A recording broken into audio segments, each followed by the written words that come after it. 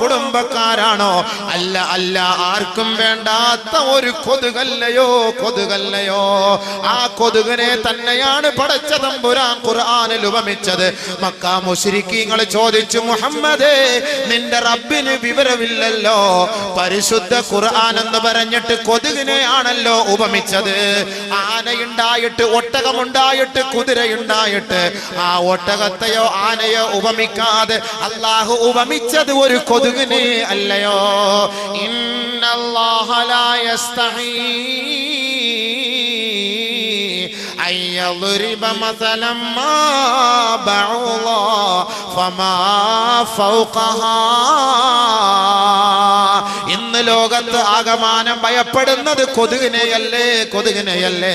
50 ലക്ഷത്തിന്റെ വീട് കെട്ടിപ്പൊക്കിയിട്ട് ഇന്റീരിയൽ വർക്കെല്ലാം ലക്ഷക്കണക്കിന് രൂപ കൊടുത്ത് ചെലവ് ചെയ്തിട്ട് കേവലം 80 രൂപയുടെ 100 രൂപയുടെ കൊതുകു വല വാങ്ങി അവന്റെ കട്ടിലിൽ പൊതിയുന്നില്ലേ മനുഷ്യൻ?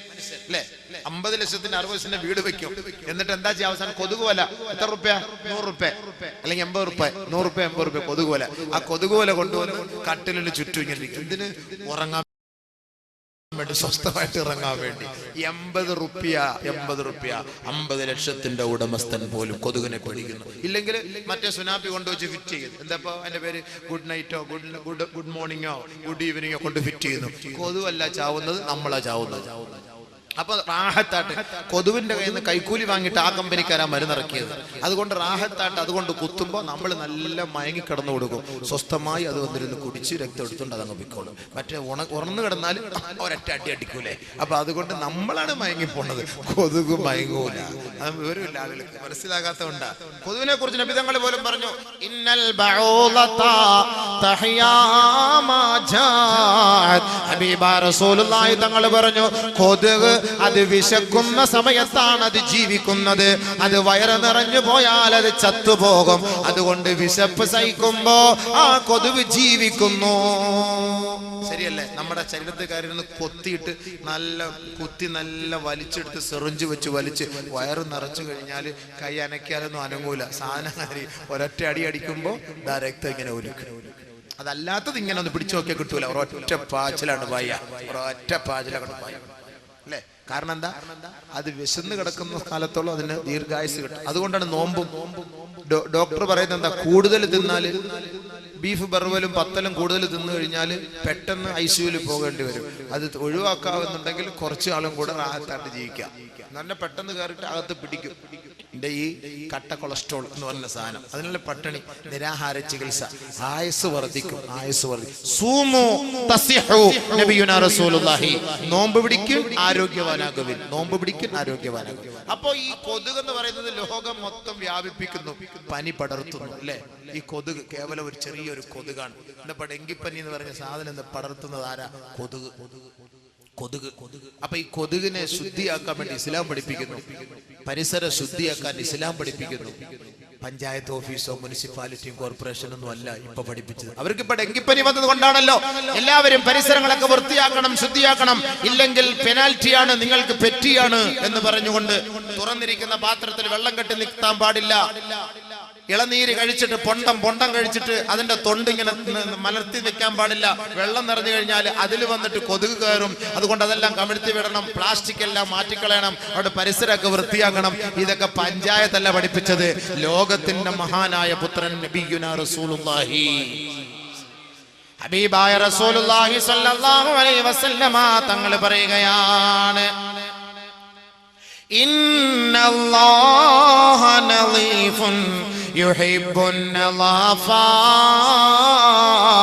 ഫനളിഫൂ അഫ്നിയതകും. അല്ലാഹു വൃത്തിയുള്ളവനാണ്, അവൻ ശുദ്ധിയുള്ളവനാ, അവൻ വൃത്തിയെ ഇഷ്ടപ്പെടുന്നു, അവൻ ശുചിത്വത്തെ ഇഷ്ടപ്പെടുന്നു. ആദരവായ റസൂലുള്ളാഹി സ്വല്ലല്ലാഹു അലൈഹി വസല്ലമ തങ്ങൾ പറയുന്നു, ഫനളിഫൂ അഫ്നിയതകും. നിങ്ങളുടെ മുറ്റവും മിറ്റവും പരിസരവും വീടും പരിസരവും നിങ്ങൾ വൃത്തിയാക്കണേ, വൃത്തിയാക്കണേ. ആരാ പഠിപ്പിച്ചത്? ആരാ പഠിപ്പിച്ചത്? നബിയുനാ റസൂലുള്ളാഹി സ്വല്ലല്ലാഹു അലൈഹി വസല്ലം. നബിയുനാ റസൂലുള്ളാഹി. അല്ലാഹുവിന്റെ റസൂൽ വീണ്ടും പറയുകയാണ്, ഇത്തഖുൽ ലആന രണ്ട് ശാപത്തിന്റെ സ്ഥലങ്ങളെ നിങ്ങൾ സൂക്ഷിക്കണേ, സൂക്ഷിക്കണേ. ഖാലൂ, സഹാബത്ത് ചോദിക്കുകയാണ്, വമല്ല ആനാനി യാ റസൂലല്ലാഹ്, ഏതാണ് ആ ശാപത്തിന്റെ സ്ഥലം നബിയേ, അറിയിച്ചു തരുമോ ഹബീബേ എന്ന് അല്ലാഹുവിന്റെ റസൂലിന്റെ സഹാബത്ത് ചോദിക്കുമ്പോ ഹബീബായ റസൂലുള്ളാഹി സ്വല്ലല്ലാഹു അലൈഹി വസല്ലമ തങ്ങൾ പറയുകയാണ്, അല്ലദീ യതഖല്ലാ ഫീ തരീഖിൻ നാസി ഔ ഫീ ളില്ലിഹിം, ജനങ്ങൾ സഞ്ചരിക്കുന്ന വഴിയോരങ്ങളിൽ മാലിന്യങ്ങൾ കൊണ്ട് തള്ളരുതേ, ജനങ്ങൾ സഞ്ചരിക്കുന്ന വഴിയോരങ്ങളിൽ കാഷ്ടിക്കല്ലേ, മൂത്രിക്കല്ലേ. ജനങ്ങൾ വിശ്രമിക്കുന്ന തണൽ മരത്തിന്റെ ചുവട്ടിലോ വെയിറ്റിംഗ് ഷെഡിലോ കോർപ്പറേഷന്റെ പരിസരത്തോ ബസ് സ്റ്റാൻഡിന്റെ പരിസരത്തോ ജനങ്ങൾ വിശ്രമിക്കുന്ന സ്ഥലങ്ങളിലോ കാഷ്ടിക്കരുത്, മൂത്രിക്കരുത്, നിങ്ങൾ അവിടെ മാലിന്യമുണ്ടാക്കരുത്. ഈ രണ്ട് സ്ഥലങ്ങൾ നിങ്ങളെ ശപിക്കുമെന്ന് ഹബീബുനാ റസൂലുള്ളാഹി സ്വല്ലല്ലാഹു അലൈഹി വസല്ലം. ഇത് ആര് പഠിപ്പിച്ച? കോർപ്പറേഷൻകാർ പഠിപ്പിച്ച? കോർപ്പറേഷൻകാർ പഠിപ്പിച്ച? മുനിസിപ്പാലിറ്റിക്കാർ പഠിപ്പിച്ചതാ?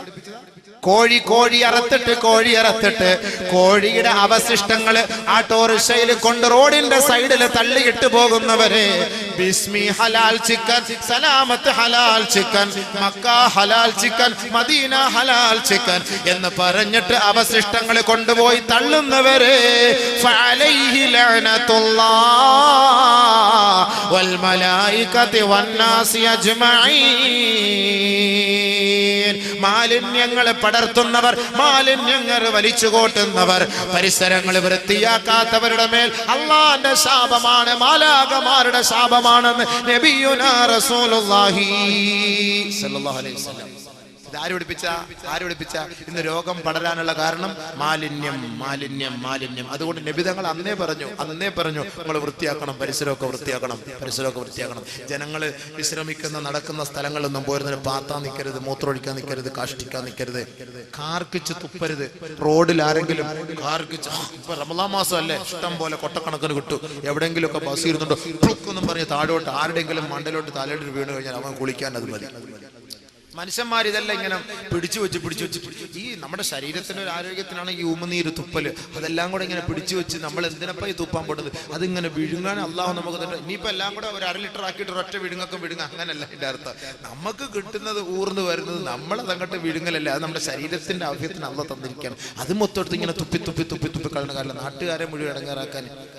മറ്റുള്ളവർ പറയില്ലേ, നോമ്പും വന്ന് ഇനി പരിസരമൊക്കെ വൃത്തികേടായി ആകെ ഇടങ്ങാറ്. പള്ളിയിൽ കിടക്കുന്ന ചെരുപ്പിൽ പള്ളിക്കകത്തുനിന്ന് ഇങ്ങനെ തുപ്പുക, നല്ല റാഹത്തായിട്ടിട്ട് പോയ ചെരുപ്പ്, അവസാനം ഇയാൾ വന്ന് ചെരുപ്പിടുമ്പോൾ മാർബിളി തെന്നിയതുപോലെ ക്ലൂന്നും പറഞ്ഞ് തെന്നി അങ്ങോട്ട് പോകും. കാരണം എന്താ? നല്ല സാധനം അതിനകത്ത് കിടക്കാൻ കഷ്ടം. മനുഷ്യന്മാർ എന്തിനപ്പം ഇങ്ങനെ തുപ്പുന്നത്? നബി സല്ലല്ലാഹു അലൈഹി വസല്ലം പറഞ്ഞെന്താ? ആരെങ്കിലും തുപ്പിയാലോ മൂക്ക് ചീറ്റിയാലോ അത് മണ്ണിട്ട് മൂടി സൈഡിൽ മാറ്റണം. അതിലൂടെ ആളുകൾ നടന്നു പോയാൽ അതിലൂടെ ആ ആളുകൾക്ക് അവനടായത് ചെയ്തു വെച്ച് അള്ളാന്റെ ശാപം നമുക്ക് കിട്ടും. പഠിച്ചവൻ കാത്തിരക്ഷിക്കട്ടെ. സൂക്ഷിക്കണം. പരിശുദ്ധ പ്രവാചകൻ പഠിപ്പിച്ചേരിയ എത്ര നല്ല മഹത്തായ വഴി. അപ്പൊ ഞാൻ പറഞ്ഞു വന്ന അലി റളിയല്ലാഹു തആല അൻഹുവിന്റെ വാക്ക്. അപ്പൊ എങ്ങോട്ട് പോയാ അത് ശുചിത്വം. നമ്മുടെ വിഷയവുമായി ബന്ധപ്പെട്ട തന്നെ ഈ രോഗത്തിന് പരിഹാരം എന്താണ്? വൃത്തിയാണ്. ഈ വൃത്തി എന്ന് പറയുമ്പോൾ പരിസരം മാത്രം വൃത്തിയാക്കിയാ പോരാ, ശാരീരികമായ വൃത്തി കൂടെ നമുക്ക് വേണേ. എല്ലാവരും ദാടി പഠിച്ച് വൃത്തിയാക്കി ശുദ്ധിയാക്കും. കക്ഷത്തിന്റെ മുടിയെടുക്കൂല, നുകം മുറിക്കൂല, അവന്റെ ഗുഹ്യഭാഗത്തെ മുടി അവൻ നീക്കം ചെയ്യൂല. അതിങ്ങനെ ഈ പറയുന്ന പോലെ പുതിയ ബസ് സ്റ്റാൻഡിൽ കാട് പിടിച്ച് കയറി കിടക്കുന്ന പോലെ ഒരുമാതിരി ഇങ്ങനെ കാട് പിടിച്ചടക്കാം. അത് മനുഷ്യന്മാർ ശ്രദ്ധിക്കാത്ത എന്തേ? 40 ദിവസത്തിനുള്ളിൽ അത് വൃത്തിയാക്കാത്തവന്റെ നിസ്കാരത്തിന് കമാലിയത്ത് ഉണ്ടാവൂല, പൂർത്തീകരണം ഉണ്ടാവൂല. 40 days 40 ദിവസമാണ് ടൈം അള്ളാഹുവിന്റെ റസൂൽ തന്നിരിക്കുന്നത്. അപ്പൊ ആ 40 ദിവസത്തിനുള്ളിൽ ഇതാകുമ്പോ ബാത്റൂമിൽ കൊണ്ടുവച്ചിരിക്കുക, കണ്ണാടിയും വെച്ചിട്ടുണ്ട്, 2-3 ബ്ലേഡും വെച്ചിട്ടുണ്ട്. ഇങ്ങനെ തോണ്ടിയിരിക്കലല്ലേ, അത് പ്രശ്നമില്ല. തോണ്ടുമ്പോ ഇവിടെ ഉണ്ട് ഒരു കൊട്ട, ഇവിടെ ഉണ്ട് ഇങ്ങനെ. അത് ആരെന്തേ തോണ്ടാത്ത? ആ കൈ ഇങ്ങോട്ടൊന്നുകൊണ്ട് വെച്ചൂടെ? അതെന്തേ? ഇതായിട്ട് ഇങ്ങനെ പോലെ നഖം വെട്ടൂല, അതിനകത്ത് അഴുക്കിരിക്കുന്നു. ഇതൊക്കെ നബി ഞങ്ങൾ കുത്തിക്കളയാൻ പറഞ്ഞിട്ടുണ്ട്, അതൊക്കെ നിങ്ങൾ വെട്ടണം. ഇതൊക്കെ 10 ഫിത്രത്ത് ഇബ്രാഹിം നബി അലൈഹി സ്വലാത്തു വസ്സലാമിന്റെ ഫിത്രത്തിലുള്ളതാണ്. ഇനി അതൊക്കെ അങ്ങോട്ട് തന്നെ കൊണ്ട് പോകുന്നില്ല, സമയമില്ല, എല്ലാം കൂടെ ഇടയ്ക്കിടയ്ക്ക് ഇങ്ങനെ കയറി വരികയാണ്.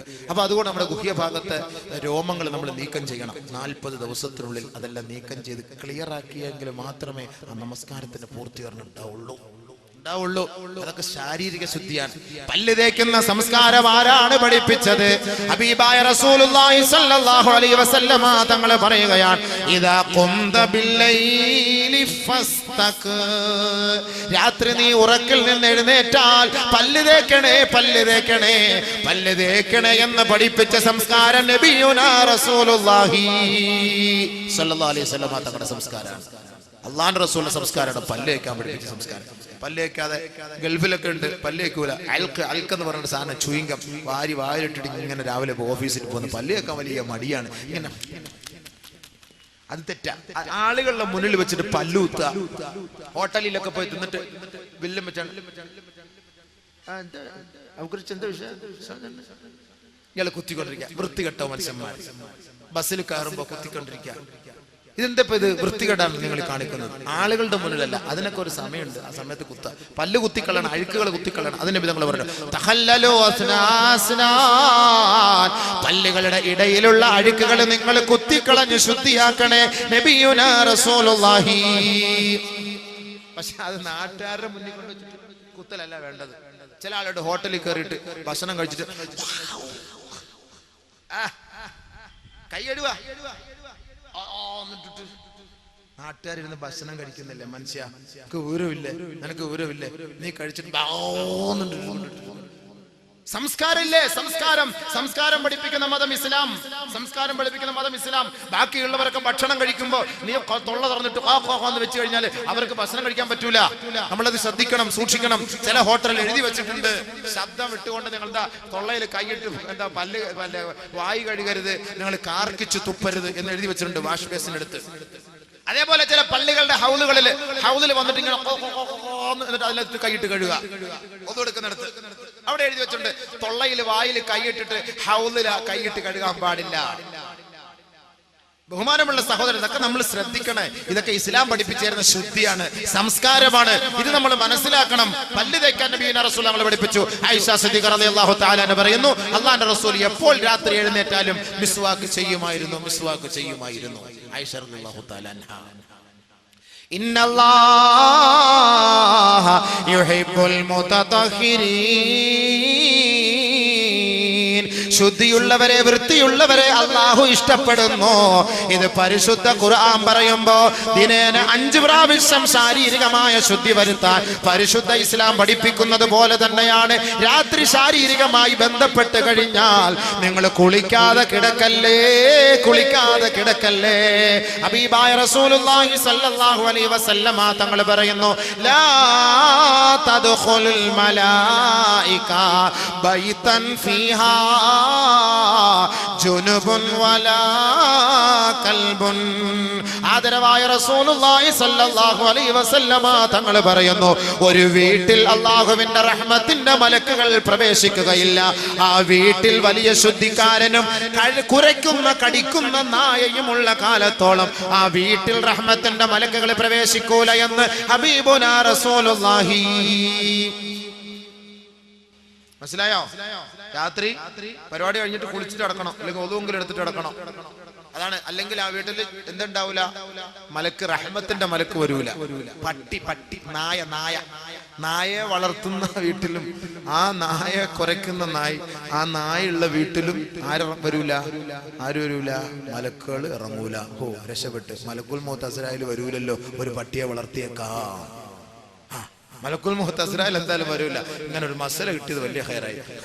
അത് മോൻ കളി വേറെ, അത് ആള് കളി വേറെ, അത് വേറെ സാധനം. നീ പട്ടിയല്ല പന്നിയായിരുന്നാലും നീ ഏത് ഭാഗത്തിരുന്നാലേ എന്നെ പിടിച്ച് അപ്പോഴെ കൊണ്ടാണുള്ള കഴിവ് അത് അള്ളാഹ് വേറെ കൊടുത്തിട്ടുണ്ട്. ആ പണി അവിടെ നടക്കൂല. അതുകൊണ്ട് നമ്മളിത് ശ്രദ്ധിക്കണം. ഇപ്പൊ നമുക്ക് എത്ര ശുദ്ധി ഇസ്ലാം പഠിപ്പിച്ചു തരും ആലോചിച്ച് നോക്കി. അപ്പൊ മനുഷ്യൻ ആരാണ്? അശക്തനാണ്. ഒരു കൊതുവ് കടിക്കുമ്പോ, ഒരു മൂട്ട കടിക്കുമ്പോ അതിനെ നിയന്ത്രിക്കാൻ മനുഷ്യനെ കൊണ്ട് കഴിയില്ല. അപ്പൊ അവനാരാ? മിസ്കീൻ. تولمه البقاء وتقتله الشرقاء.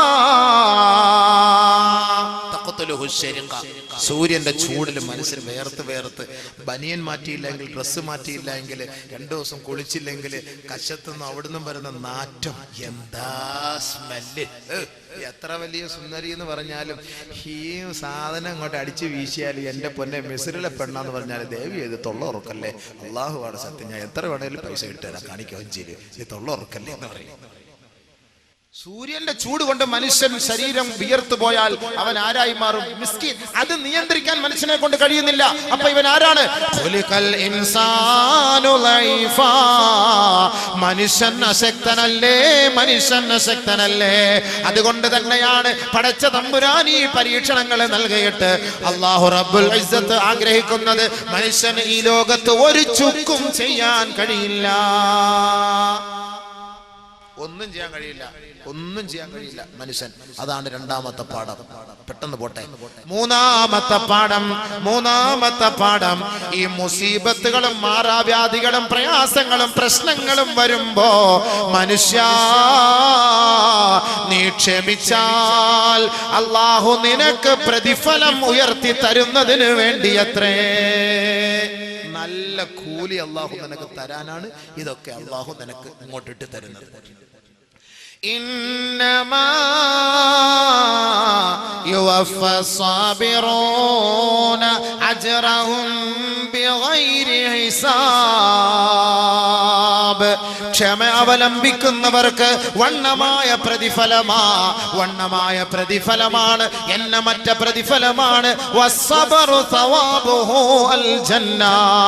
ക്ഷമയുടെ ഫലം സ്വർഗമാണ്. റമളാൻ ഷഹ്റു സബർ, ക്ഷമയുടെ മാസമാണ്. ആ റമളാനിന്റെ മാസത്തിൽ ആരൊരാൾ ക്ഷമിക്കുന്നുവോ അല്ലാഹു അവർക്ക് നൽകുന്ന ഫലം സ്വർഗമാണ്. പരിശുദ്ധ ഖുർആനിൽ അല്ലാഹു സബർ ചെയ്തവർക്ക്, ക്ഷമിച്ചവർക്ക്, ക്ഷമ അവലംബിച്ചവർക്ക് പടച്ച തമ്പുരാൻ ഖുർആനിലൂടെ നമ്മെ അറിയിക്കുന്ന ഓരോ ആരാമങ്ങൾ ഏതൊക്കെയാണ്? വജസാഹും ബിമാ സബറൂ ജന്നതൻ വഹരീറാ മുത്തഖീന ഫീഹാ അലൽ അറായിക് ലാ യറൗന ഫീഹാ ശംസൻ വലാ സംഹരീറാ.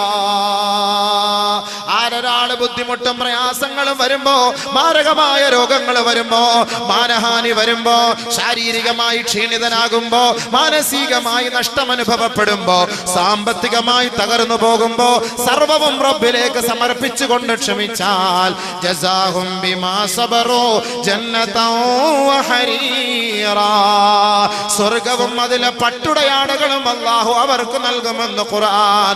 മുത്തഖീന ഫീഹാ ആട്ടുകട്ടിലുകളിലും ഊഞ്ഞാലിലും അവരവിടെ ഇരുന്നു കൊണ്ട് വിശ്രമിക്കുമത്രേ. ലാ യറൗന ഫീഹാ ശംസൻ വലാ സംഹരീറാ.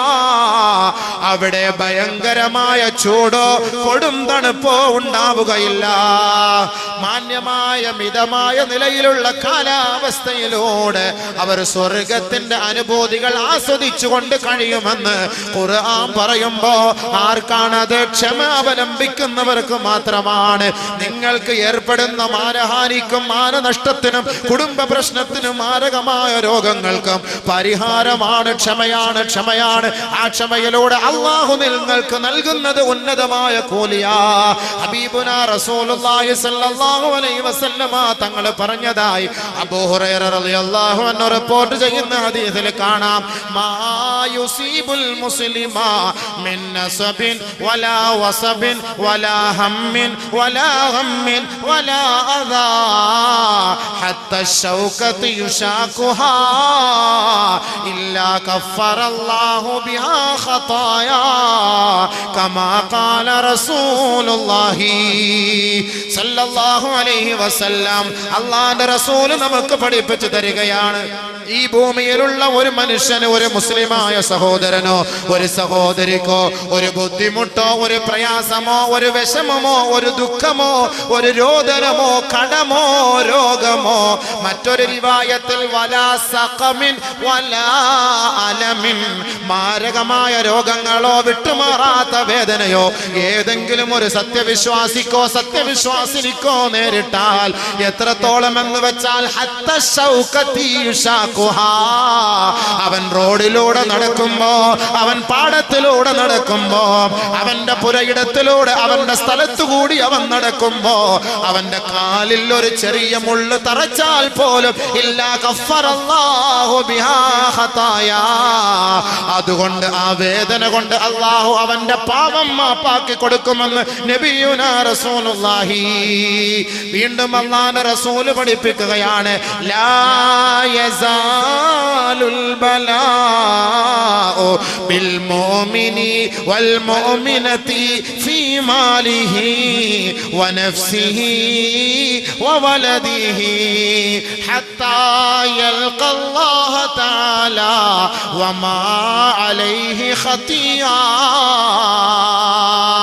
ദുഃഖം അനുഭവിക്കുന്ന ചെറുപ്പക്കാരാ, പ്രവാസ ജീവിതം അനുഭവിക്കുന്ന പ്രവാസികളെ, നിങ്ങൾ ഏർപ്പെടുന്ന കഷ്ടമുണ്ടല്ലോ, നിങ്ങൾ അനുഭവിക്കുന്ന ദുഃഖമുണ്ടല്ലോ, നിങ്ങൾ അനുഭവിക്കുന്ന പ്രയാസമുണ്ടല്ലോ, ഒരു വീട് വെക്കാൻ വേണ്ടി വർഷങ്ങളായി മരുഭൂമിയുടെ മടിത്തട്ടിൽ കിടന്ന് ചോര നീരാക്കി കഷ്ടപ്പെടുന്ന ചെറുപ്പക്കാരനുണ്ടല്ലോ, തന്റെ ഉമ്മയെ കാണാൻ കൊതിക്കുന്ന പ്രവാസിയുണ്ടല്ലോ, തന്റെ പൊന്നുമോളെ കാണാൻ കൊതിക്കുന്ന പ്രവാസിയുണ്ടല്ലോ, ഒരു ടിക്കറ്റ് എടുക്കാൻ പോലും ഗതിയില്ലാതെ മരുഭൂമിയുടെ മടിത്തട്ടിലൂടെ എരിപൊരി കൊള്ളുന്ന വെയിലിൽ കഷ്ടപ്പെടുമ്പോ അവന്റെ ഓരോ ശ്വാസവും നിശ്വാസവും, അല്ലാ എന്റെ കടമൊന്ന് വീട്ടിത്തരേണമേ പടച്ചവനെ, എനിക്കൊരു വീട് നൽകണേ അല്ലാ, എന്റെ മകളെ കല്യാണപ്രായമെത്തി അവളെ വിവാഹം കഴിക്കാനുള്ള സൗകര്യം നൽകണേ പടച്ചവനെ.